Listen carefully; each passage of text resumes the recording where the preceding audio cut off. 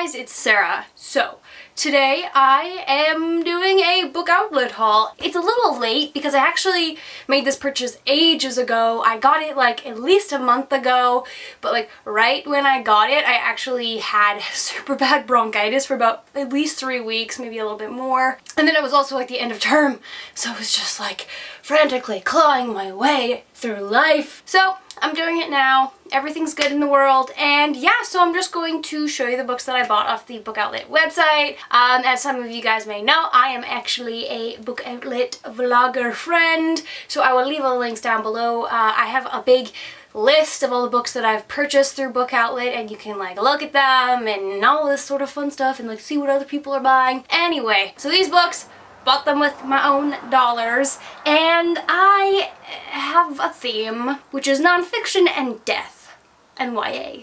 I guess it's like a metaphor for life. So everything was in this box until I took the thumbnail and it was too heavy, so I was like, oh, I'll just take the books out of the box and take my little thumbnail. And oh my god, it's so dusty. Like, I've had it for a while. I'll just start grabbing from this pile of things. Okay, so here we have The Last Star, the third and final book in the Fifth Wave series by Rick Yancey. And this is like, you know, YA, alien, taking over the world stuff. It was made into a movie recently. I've actually only read the first book, The Fifth Wave, and I really liked it. But then I heard that the second book everybody hated, and I was like, maybe I'll see what the third book is like. And people generally seemed to like the third book, so I saw some book outlet, and I was like, okay, alright, you've convinced me. I shall continue with the series. Aliens. This picture is just very relevant. Can you see? Can you see? I don't have a viewfinder, so I cannot see if you can see. It might be reflectory. So next here we have two books in a series, and that is Untold and Unmade by Sarah Rees Brennan, and this is book 2 and book 3 in the Lindburn Legacy trilogy. So this is one of those like trashy, paranormal, romancy sort of stories, and I haven't read the first book, but I own it, and I found it for $1 at a used bookstore one time, and I was like, that looks interesting. I saw these on book outlet, and I was like, well, I have the first book, and it looks cool. So, I think these were like $2 each, so I was like, why not get it? Next here we have The Shadow Cabinet from the Shades of London series by Maureen Johnson. And this is the third book in a series. There's only 3 books out so far.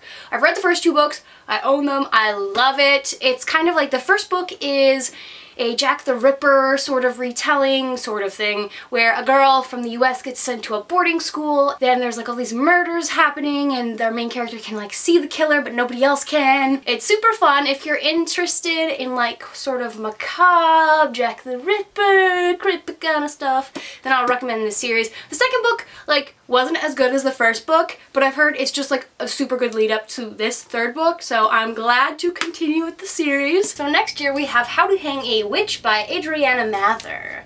So, okay, the backstory of this book is that I think at like BEA or BookCon or like one of those big book conventions, a ton of people got ARCs of this book, and I was so jealous. I was like, oh, this sounds so good. It is a story about a girl who moves back to Salem, Massachusetts, which is where like the witch trials like happened in America. Essentially, there's like these weird cliques. It's kind of apparently like Mean Girls, where there's like descendants of the women who were murdered, and the main character is a descendant of the people who were doing the murders, so the bad guys. So it's just kind of this weird grudge between teenage girls and boys. It's just like witches, and apparently there's like a bunch of paranormal stuff happening, and apparently it's quite fun, and it's like sort of goofy because it's like teenage girls holding a grudge for generations, witches and magic and stuff, and yeah, that's about it. I just saw everybody else was having a good time with a witchy book, and I was like, I want in on that club, so I bought it. Okay, so now we have some nonfiction books, and these look so cool. I'm really excited about these books. So first here, we have a book that I have had on my radar for a super long time, and that is Corpses, Coffins, and Crypts, A History of Burial by Penny Coleman. Apparently this book is a fantastic look at how, through history, people have buried the bodies of their dead.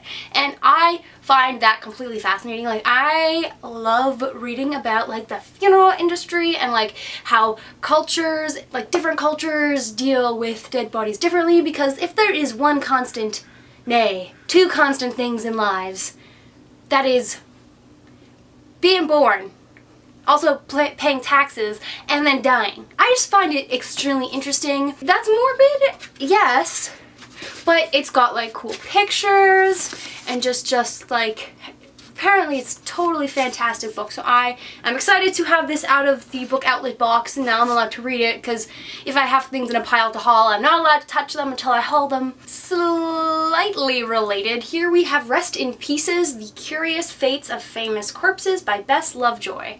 So this is a really weirdly shaped book. I was not expecting this. I'm just gonna like show you a comparison. So this is like the standard tall hardcover book, and this is this one. Curious. This is just kind of like talking about where famous people are buried. So we have people like Voltaire, we have Elvis, Albert Einstein, Alexander the Great, Vladimir Lenin, Osama bin Laden, America, fuck yeah! Mozart, Napoleon, Byron, Galileo, just like super, you know, famous people. And it just like really talks about all of the things having to do with their life and death and the after they died sort of thing. History. So the next book we have here is super exciting, and that is Dead Wake by Erik Larson, and it came signed. It didn't say anywhere on Book Outlet that it was signed, and I've never gotten a signed book like before, really. Like, I've never really gotten signed books except if like an author sent it to me personally. This was so exciting because I'm a huge Erik Larson fan. He's fantastic. So maybe that's a bit of an exaggeration. I read Death in the White City, a book that he did previously on the World Fair and H.H. Holmes. It was completely fantastic. So good. It's like a non-fiction story that he's just sort of turned into a novel to tell the narrative of something that actually happened, and he is like a history professor down in the States. So fantastic. So this story is about the last crossing of the, how do you pronounce it? Lusitania? But essentially, this is a boat that was sank by the Germans in World War II, and there's a bunch of women and children on the boat. Lots of stuff happens. I'm really not that familiar with the story of the Lusitania. Lusitania? Oh my god, this is so bad. I should have Googled this before I did this. Okay, it's set from New York to Liverpool. There was apparently a record number of children and infants on it. Yeah, so Germany sank the ship. I guess lots of people died. I'm really not that familiar with the story, and I don't want to like Google what happened because I just want to like read this book and experience it. And I also have In the Garden of Beasts coming, which is one of his other books, so I should be getting that really soon, and I'm really excited. But yep, so there's the signature.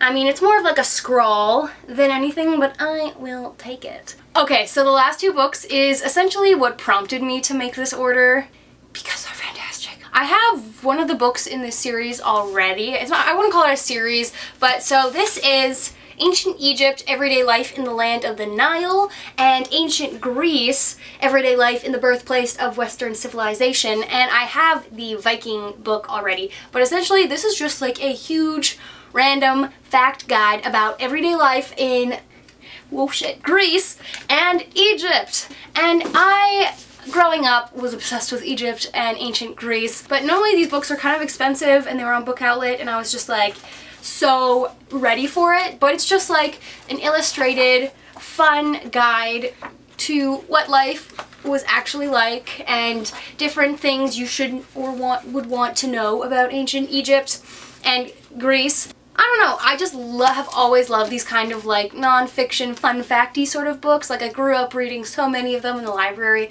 so it was just kind of like a natural progression into adulthood. So there's like a whole series of these books out on a bunch of different like cultures and areas, so I would really recommend looking into them if you are interested about a certain thing, or maybe you are from these places and you want to learn more.